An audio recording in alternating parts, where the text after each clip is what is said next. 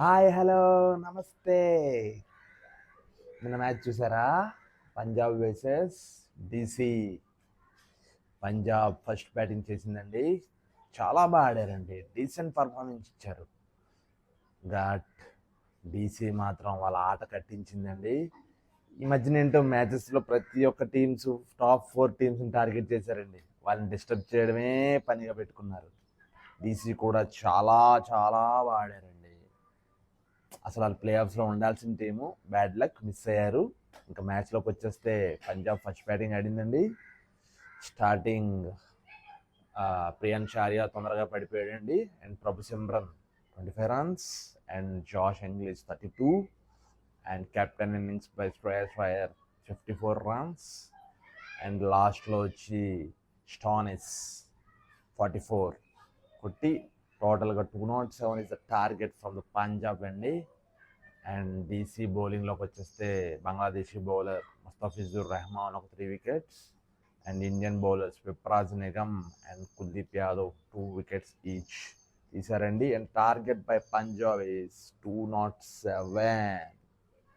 And second batting వచ్చిన మన DC ప్రతి ప్లేయర్ డీసెంట్ పర్ఫార్మెన్స్ ఇచ్చాడండి. ప్రతి ఒక్కళ్ళు ఒక 30 ఈచ్ 20 ఈచ్ అలా కొట్టుకుంటూ వచ్చారు. దానివల్లే మ్యాచ్ చాలా ఈజీ అయిపోయిందండి డీసీకి.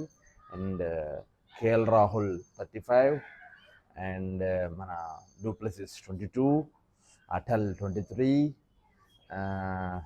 అండ్ మన కరుణ్ నాయర్ ఇండియన్ టీంలోకి సెలెక్ట్ అయ్యాడని ఆనందం ఏంటో తెలీదు 44 రన్స్ అండ్ లాస్ట్లో వచ్చిన స్టబ్స్ 18 రన్స్ కొట్టాడు. And super performance by Sameer Rizvi, first 50 for him in IPL. Extraordinary innings ఆడాడండి. అతని వల్ల టోటల్గా DC last match of the సీజన్ని చాలా శుభంగా ఫినిష్ చేశారు. చాలా బాగా ఫినిష్ చేశారు.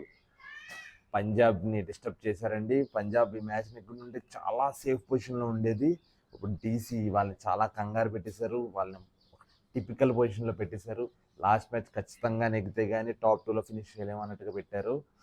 అండ్ ఈరోజు మ్యాచ్లు చెక్ చేయండి. Sunday double header, CSK match ఉంది, ఎస్ఆర్హెచ్ మ్యాచ్ ఉంది. చూడండి అందరూ. నేను కూడా రివ్యూ చేస్తాను. Thank you.